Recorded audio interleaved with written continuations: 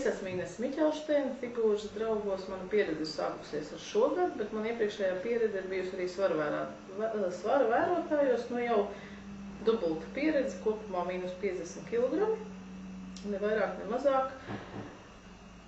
Un pateicoties svarvērotājiem figūras draugiem, es varu teikt, ka man dzīve ir nenoliedzami izmainījusies ļoti daudzās plaknēs, ne tikai vizuālajās, bet arī psiholoģiskajās.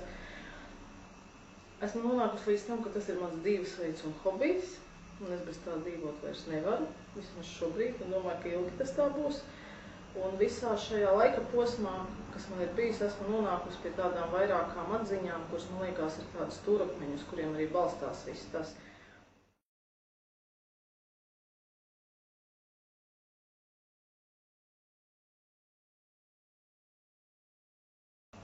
Pirmais, savu veselīgu un ideālo svaru nevar sasniegt bez veselīga uztura palīdzības un tikai ar neatlaidību un mīlestību pret sevi. Tu vari panākt un sasniegt to, ko tu vēlies, jo veselīgam uzturam ir jākļūst par tavu ikdienas sastāvdaļu. Nākamais ir, vēlme pēc ēdiena ir ļoti dziļš un psiholoģisks izskaidrojums. Par to es sapratu figūras draugu psiholoģiskajās nodarbībās. Es saprotu, un tagad uzdodu sev jautājumu, kāpēc man šoreiz gribās ēst, kad varbūt to nevajag darīt. Un ļoti bieži sev varu atbildēt, ka es negribu ēst fizioloģiski, bet es gribu ēst tāpēc, ka man vajag, lai kāds samīļo, vai es gribu kādu mīļu vārdu, un tajos mirkļos es saprotu, ka man tiešām nav jāēd, bet man ir jādara pilnīgi kaut kas cits. Vēl viena tāda liela atziņa, ka šodien mēs dzīvojam ļoti lielās ekstrās. Mums ir datori, mums ir mašīnas, mēs esam kļuvuši ļoti mazkustīgi. Varētu teikt, ka pasaule pati mūs nogalina ar jaunajām tehnoloģijām, ko mēs esam aizmirsuši pilnīgi un galīgi par fiziskajām aktivitātēm. Gan iepašā laikā mums ir daudz iespēju un veidu, kā sev mēs varam aktivizēt. Savā ceļā es atradu divus ceļus. Viens no tiem bija baseins, kurš man lieliski palīdzēja. Un otrs lielisks risinājums ir mašīndejs, kurš ir arī mans hobijs, nenoliedzami. Mašīndejās es atklāju arī pozitīvos aspektus, ne tikai fiziskais, kurš aizrauj un kurš tev liek to darīt vēl un vēl, bet arī šo psiholoģisko plakni. Tad, kad man gribas atraut to leduskapu un apēst kaut ko, es aizēju un tādā mirklī labāk padejoju. Kādreiz, kad man bija cits svars, es dejoju vienu un nevienam to negribēju rādīt. Šobrīd jau tas ir interesanti, jo to var darīt ar kādu kopā, to var darīt tusiņos, un beigās tā ir izklaide, un sanāk, ka fiziskais tiek apvienots, tā ka šīs lietas ļoti daudz apvieno. Tas ir arī viens no veidiem. Nu, un vēl viena tāda liela atziņa ir tāda, ka var jau cilvēks viens pats pērties par, bet cik ilgi? Dievs arī nevelti teica, ir vajadzīgi divi. Un tāpēc arī šajā situācijā, arī šajā svara samazināšanā visā ir nenoliedzami ļoti svarīgi, lai tev ir kāds blakus, ar kuru tu vari dalīties, tad, kad tev ir paklupiens, lai ir kāds tevi atbalsta.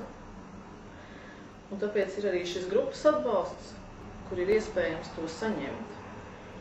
Un arī statistika rāda, ka tiem, kuriem ir atbalsts mājās un visur citur daudz labāk rezultāti nekā vienam, lai gan tas ir laika jautājums, arī ģimene mainās līdz ar tevi. Nu, tās ir tādas 4 galvenās atziņas pēc manā pieredzē.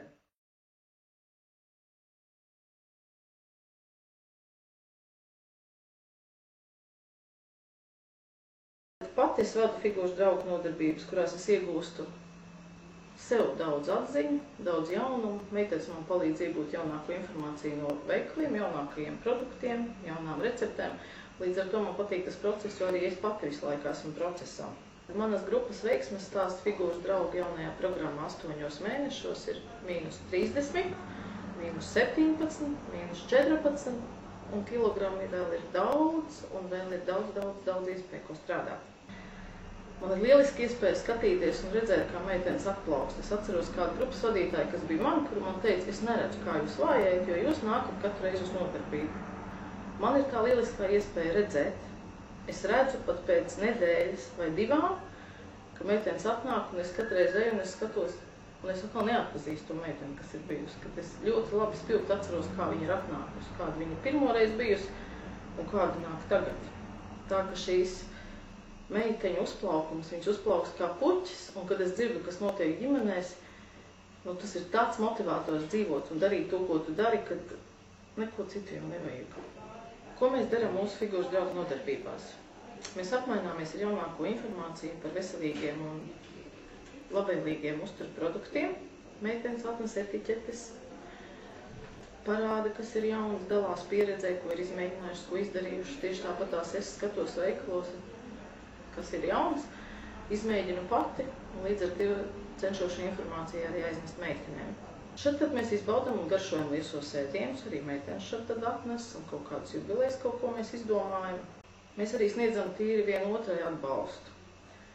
Gan grupā, kopīgi viens otram palīdzot, gan, ja tas ir nepieciešams, ar mani vienmēr var sarunāt, pēc tam parunāties. Un, kā izrādās, tās sarunas ir diezgan patīkamas, apusēji un arī dod. Mēs analizējam situācijas, kurās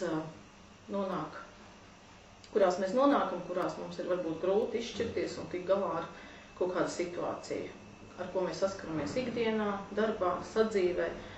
Un arī visi kopīgi mēģinām tātad atrisināt un atrast kaut kādu pareizo variantu, kā ar to visu varētu tikt galā. Savu grupiņu es vadīju Juglā veselu gadu, gan svaru vērotājs, gan figūras draugos, bet no septembra mēs pārējām uz Teiku. Tīrais tā arī, lai meitenēm būtu vieglāk tikt pie transporta, viņš ir ļoti ērtā vietā, tāpēc ja viss tas, ko es teicu, liekas saistoši un jauks, tad laipni aicināt uz grupu.